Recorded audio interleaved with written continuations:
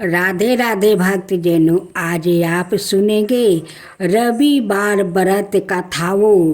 पहले विधि साथ में सुनते हैं सूर्य भगवान की कथा। विधि सबर मनोकामनाओं की पूर्ति हेतु रविवार का व्रत श्रेष्ठ है। इस व्रत की विधि इस प्रकार है। प्रातः काल स्नादि से निवृत्त हो स्वच्छ वस्तु धारण करे, शांत चित्त होकर परमात्मा का स्मरण करे। भोजन एक समय से अधिक नहीं करना चाहिए। भोजन और फलाहार सूर्य के प्रकाश रहते ही कर लेना उचित है। यदि निराहार रहने पर सूर्य छिप जाए तो दूसरे दिन सूर्य उदय हो जाने पर अर्घ देने के बाद ही भोजन करे। व्रत के अंत में व्रत कथा सुननी चाहिए। व्रत के दिन नमकीन तेल युक्त भुने कदापि ग्रहण ना करे। इस व्रत के करने से मान सम्मान बढ़ता है और शत्रुओं का यश होता है। आँख की पीड़ा के अतिरिक्त अन्य सब पीड़ाओं दूर होती है। तब भक्त जनों, अब आइए हम कथा सुनते हैं। एक बुढ़िया थी। उसका नियम था प्रति रविवार को सवेरे ही स्नान आदि कर घर को गोबर से लीप कर फिर भोजन तैयार करे के भगवान को भोग लगाकर सवाए भोजन करती है। ऐसा व्रत करने से उसका घर अनेक प्रकार के धन धनाय से पूर्ण था। श्री हरि की कृपा से घर में किसी प्रकार का विघ्न या दुख नहीं था। सब प्रकार से घर में आनंद रहता है।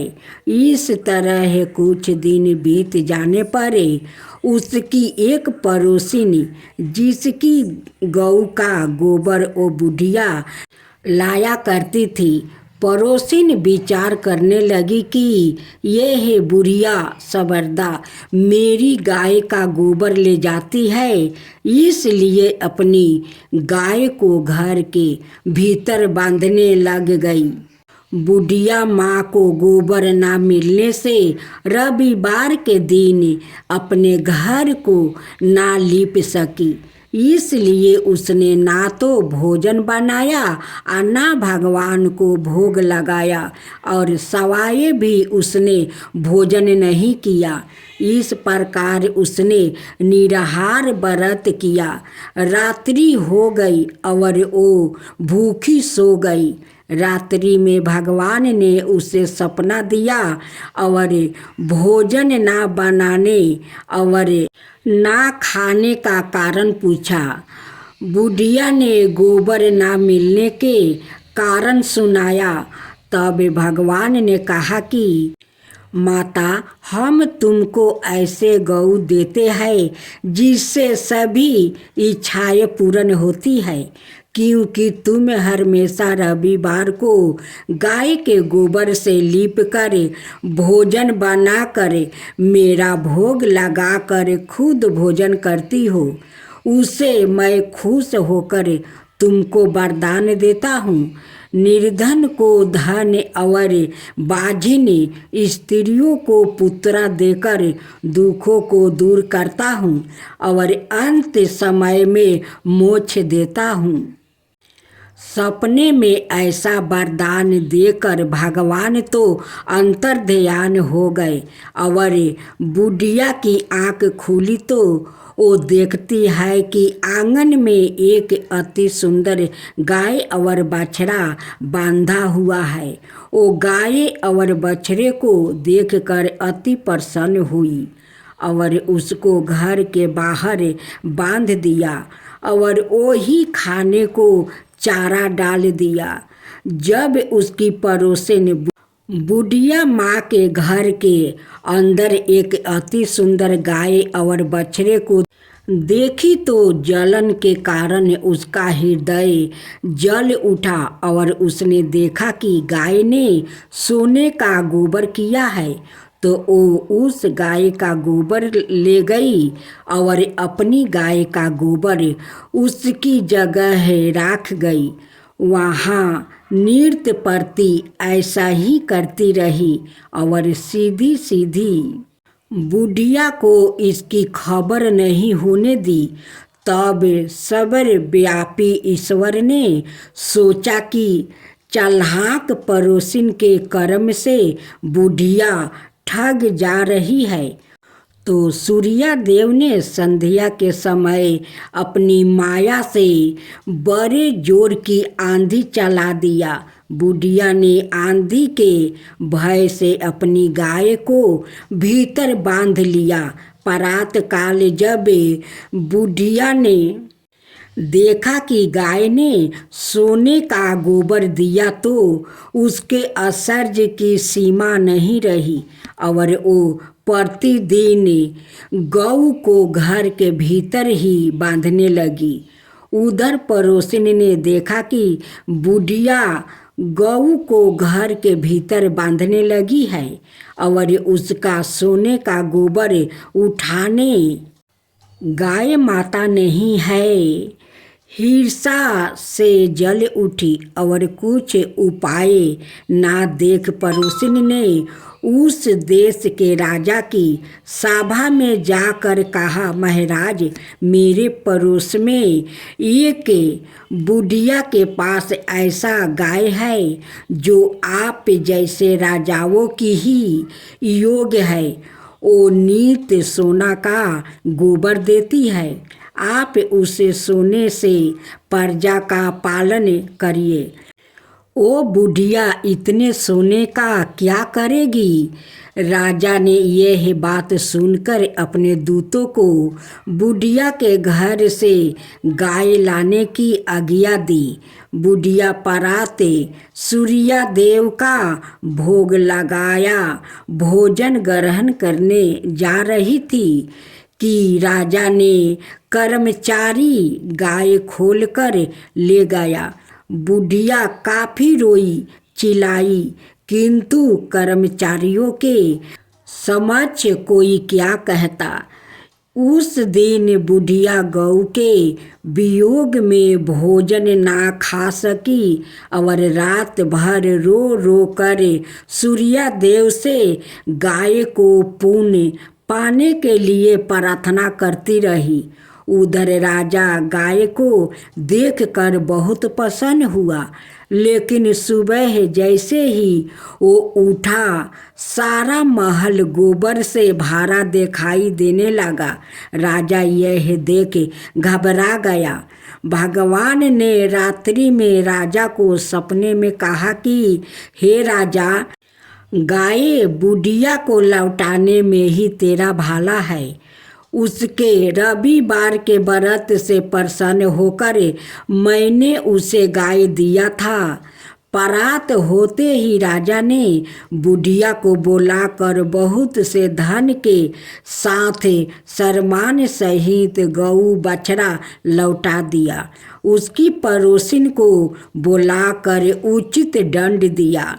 इतना करने के बाद राजा के महल में गंदगी दूर हुई।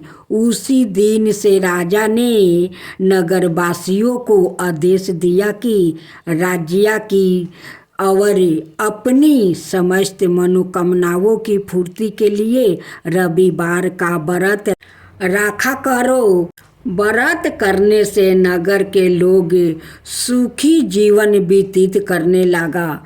कोई भी बीमारी और प्रकृति का प्रकोप उस नगर पर नहीं होता था। सारी प्रजा सुख से रहने लगी। रविवार के विधि।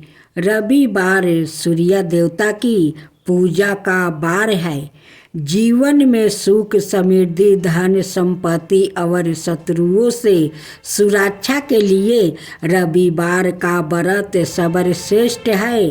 रविवार का व्रत करने और कथा सुनने से मनुष्य की सभी मनोकामना पूरी होती है। मान सम्मान धन यश और उत्तम स्वास्थ्य मिलता है। रविवार को सूर्य उदय से पूर्व बिस्तर से उठकर शौच और स्नादि से निवृत्त होकर स्वच्छ लाल रंग के वस्त्र पहने, तत्पश्चात घर के ही किसी पवित्र स्थान पर भगवान सूर्य की स्वर्ण निमिरित मूर्ति या चित्र स्थापित करे। इसके बाद विधि विधान से गंध पुष्पादि से भगवान सूर्य का पूजन करें। पूजन के बाद व्रत कथा सुने। व्रत कथा सुनने के बाद आरती करे। तत्पश्चात सूर्य भगवान का स्मरण करते हुए ओम हन हीन होन सूर्याय नमः इस मंत्र का 12 या 5 अथवा 3 माला जप करे। जप के बाद शुद्ध जल रक्त चंदन अक्षत लाल पुष्पा और दूबा से सूर्य को अर्घ दे। सात्विक भोजन और फलाहार करे। भोजन में गेहूं की रोटी दलिया दूध दही घी और चीनी खाए। रविवार के दिन नमक मत खाइए। आज आप सुनेंगे शनिवार व्रत कथा।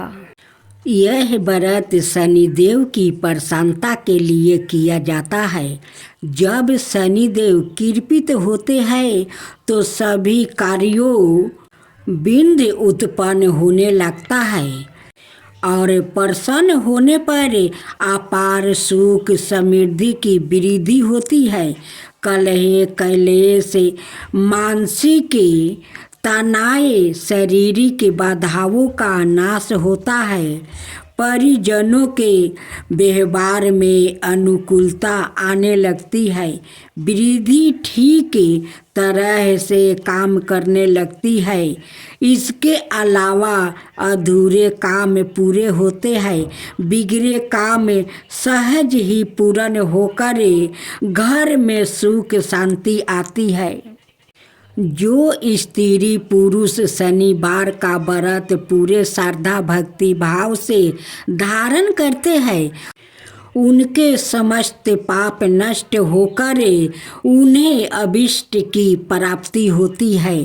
शनि देव की पूजा अर्चना करने से वो सहज ही प्रसन्न होकर अपने भक्त की समस्त मनोकामना पूर्ण करते हैं। राहु केतु के प्रकोप से भी उन्हें बचाते हैं। पूजन विधि विधान यूँ तो यह व्रत किसी भी मास के शुक्ल पक्ष के प्रथम शनिवार से आरंभ किया जा सकता है, लेकिन श्रावण मास के तीसरे शनिवार से आरंभ का ज़्यादा महात्म्य बताया गया है। उसे 19 या 51 व्रतों को करने का विधान है।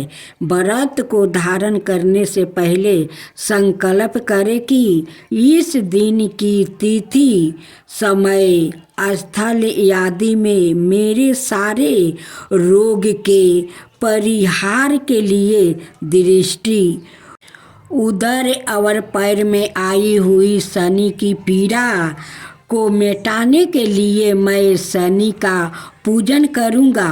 व्रत निर्ध्यान रूप से संपन्न हो उसके लिए गणपति का पूजन और कलश की स्थापना भी करूँगा। व्रत के दिन दैनिक कर्मों से निवृत्त होकर स्नान करके काले रंग के वस्तु या बनियान धारण करे। भगवान शंकर राहु और केतु के साथ शनि देव की पूजा करने की व्यवस्था करे। शनि देव की प्रसन्नता के लिए यदि निकट कोई शनि मंदिर हो तो वहाँ जरूर जाए, दर्शन करे। शनि शास्त्रों का पाठ करे और मस्तक पर काले तिलक लगाए। तरह तरह के काली वस्तुओं का दान करे। घर में हनुमान चालीसा का भी पाठ कर सकते हैं। इस व्रत में हनुमान जी महिमा का भी गुणगान कर सकते हैं। यदि घर में शनि देव की प्रतिमा या छाया चित्र रखते हैं तो वहाँ हनुमान जी का फोटो जरूर रखें। शनि देव का रंग काला है, इसलिए उनको काली वस्तु जैसे काला तिल, सरसों का तेल, काली मूंग, उड़द, काले पुष्पा, काले वस्तु, लोहे का पतरा आदि विशेष प्रिय है। आताए उन्हें ये चीज़ें अर्पित करें। काले तिल के लड्डू और उड़द के आटे के लड्डू का भोग लगाए। इसी दिन पीपल के वृक्ष के तेल पूजन करने के बाद तने पर 7 बार सूत्र लपेट कर 7 परिक्रमा करे। फिर 7 बार नमस्कार करें। एक पात्र में जल लेकर उसमें कुछ काले तिल दो, लवंग, कुछ पात्र में चीनी डालकर पीपल के वृक्ष की मूल में पश्चिम की तरफ मुख करके अर्घ दे। वृक्ष के पास ही तेल का एक दीपक जला कर रखे। फलों में केला और भोजन में उड़द की दाल और उसमें बने पदार्थों भोजन एक समय और सूर्यास्त के 2 घंटे बाद करें। भोजन के पूर्व कुत्ते को रोटी देने का विधान है। व्रत के दिन 3 या 19 माला लेकर ओम परा प्री परो सन सनाए नाम मंत्र जपना चाहिए। संकल्प अंतिम व्रत के दिन सामी के वृक्ष की लकड़ी से एक छोटा सा हवन भी करे।